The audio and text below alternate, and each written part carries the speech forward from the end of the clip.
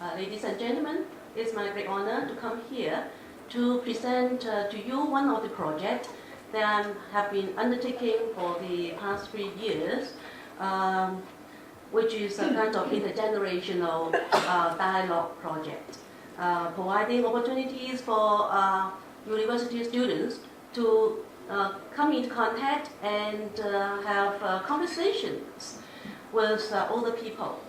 So the title of my presentation is Promoting Ego Integrity Through Reminiscence and Intergenerational Encounter. I'm a social work educator. I teach social work as well as counseling. But for this particular teaching and learning experience, actually students are taking a general education course, which is open for students of all majors. So I have students from science, technology, social sciences, humanities. Now, as I observe, young people nowadays do not have a lot of opportunities to interact with older people. Especially in traditional Chinese societies, we usually have extended families, whereby younger people would live with their parents and their grandparents, or even great-grandparents, under the same roof. So this kind of extended family provided young people a lot of opportunities to come into contact with older relatives since their birth. So they have lots of opportunities to actually know some older relatives, interact with them, and by that they understand that older people, just like other people of other age group, could be bad and could be good, have strengths and weaknesses. But in Hong Kong, which is a very urbanized city, the major family mode is nuclear family. So children and young people are living only with their own natural parents. And even though in Chinese traditions, we do have a kind of family gatherings during different traditional festivals, but usually there would be a big table with, say, more than 10 people sitting together, and you could only afford to speak with people sitting by your two sides. So even though nowadays young people, university students, do have some opportunity to kind of come into contact with older people, but this kind of contact is not deep, not meaningful, and very often it is kind of ceremonial.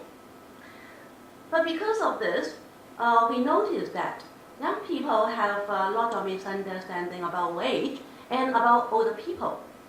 When I teach this general education course, which I called Aging Society, Hong Kong and Beyond, in my first session, I asked my students how old they are, and then usually they will tell me 18, 19, 20.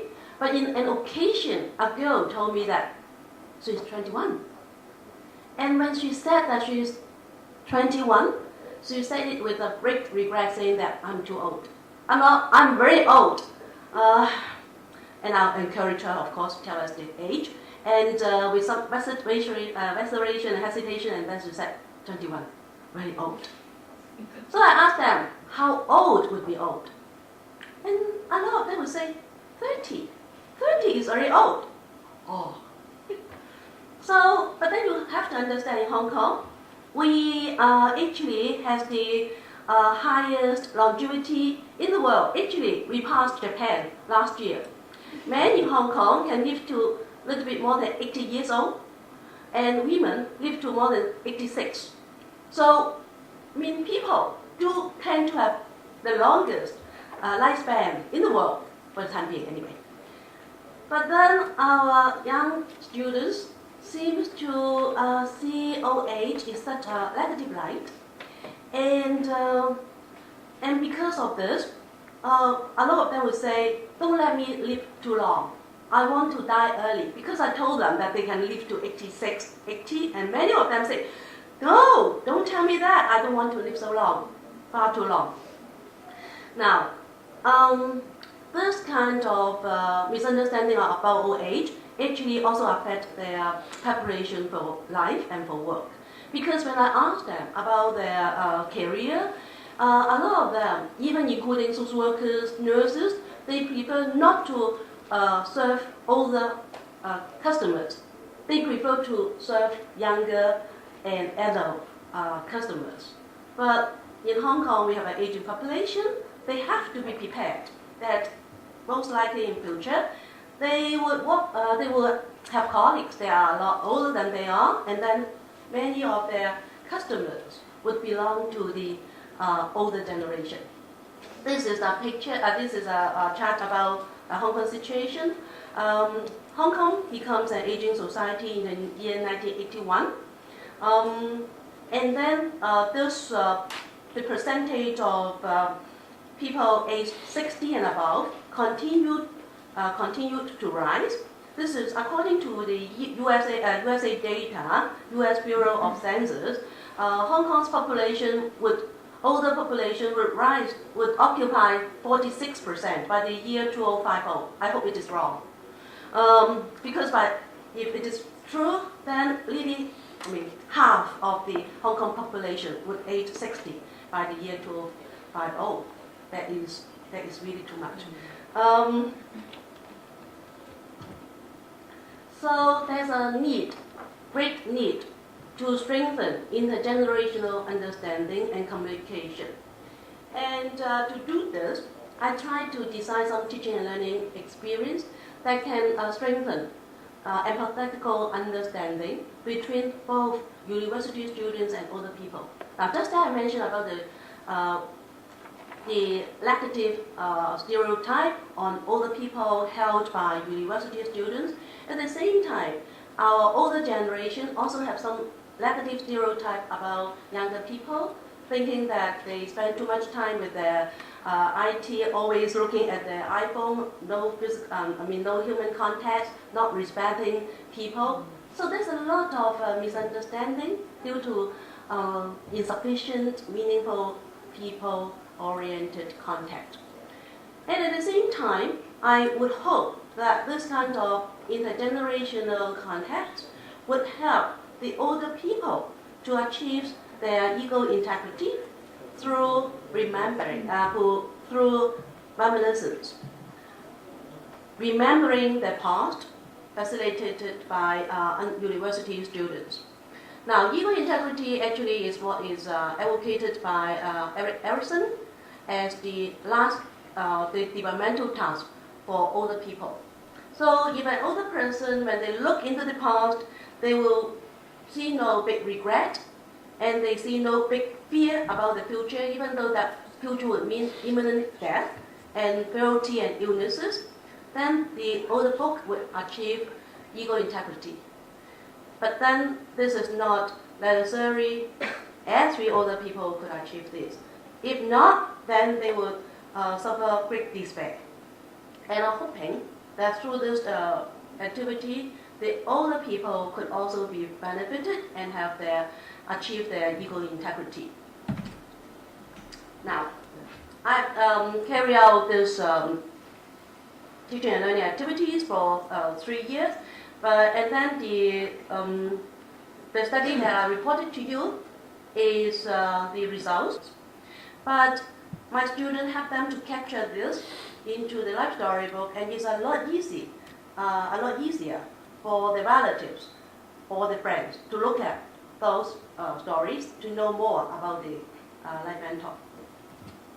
Now, so what is the effectiveness of this project?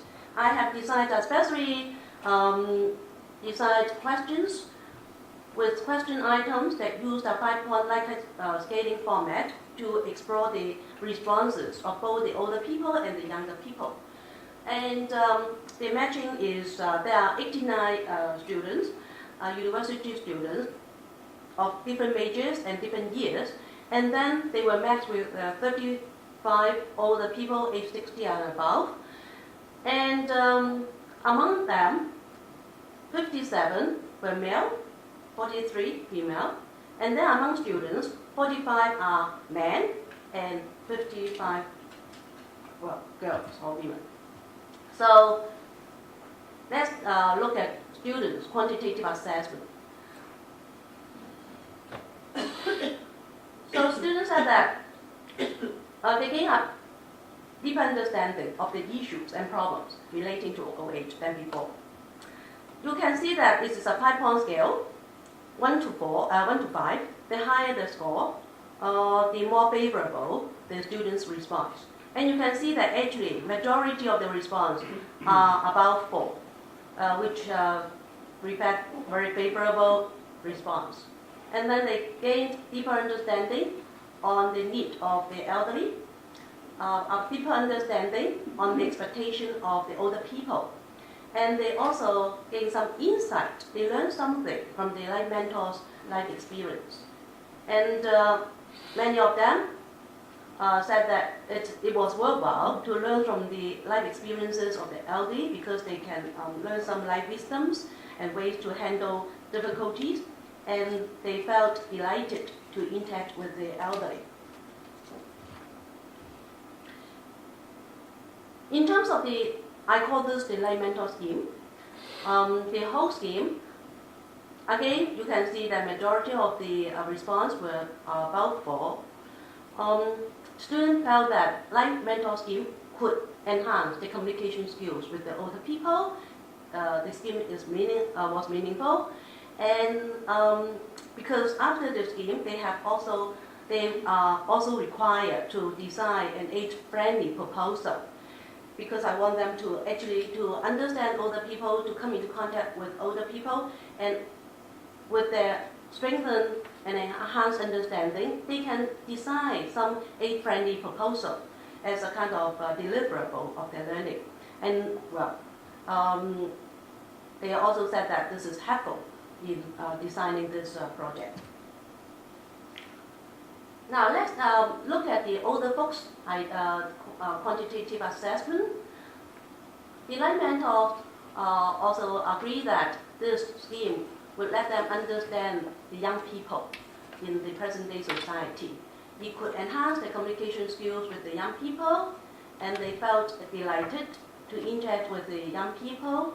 They could understand the rationale of this scheme, which they felt was meaningful, and they especially think that the life story book was meaningful because the score is very high, it's 4.57, which is very high. And they will also encourage their friends to be life mentors.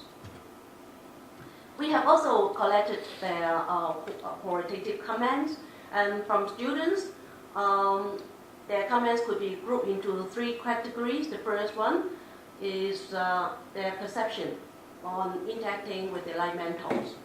And these students said they seldom met with older people in their life, so it is a very transferable experience for them, for her or him, to understand older people. This one say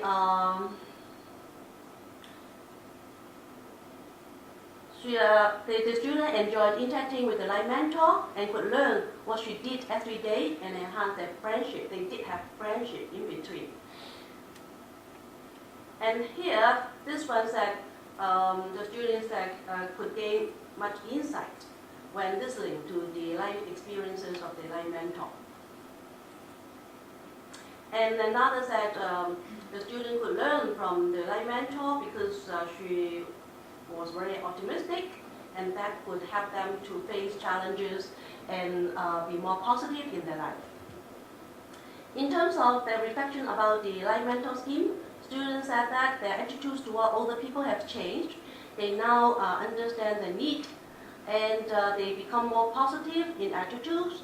And actually, some students told me that the scheme helped them to be more tolerant and more empathetic with their older relatives.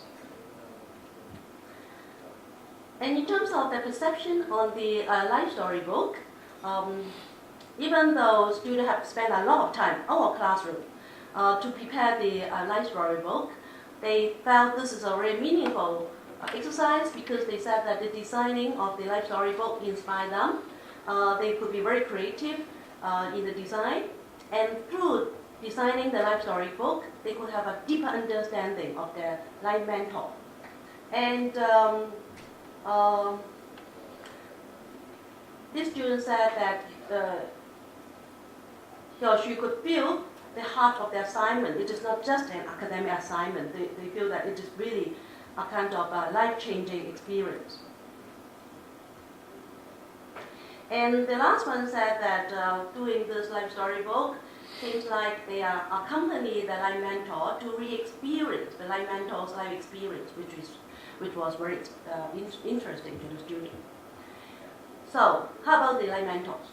Now, the life mentors have very good comments on the students because they felt that they could freely chat with younger people now through the scheme, and they could now learn about the living style and the habits of young people, and because of that, they would have more mutual understanding, and they could also understand new technologies because some of them would communicate in future through Facebook, WhatsApp, and email. And a lot of our line mentors would continue contact with the students afterwards because they would want to remind the students not to sleep so late and remember to have proper food even if they were busy with examinations. That's what my student told me later on. So, and then of course the life mentors have very positive feedback about the life story book because they said this could systematically reflect their life, and they really appreciate the creativity and the commitment of the students. So, in conclusion, from this assessment of both the students and the older people, apparently this kind of intergeneration context is meaningful to both older and younger people. And I will highly recommend that similar types of intergenerational activities could be organized at universities and community centers so that younger and older people could have really deep and meaningful contact. Thank you.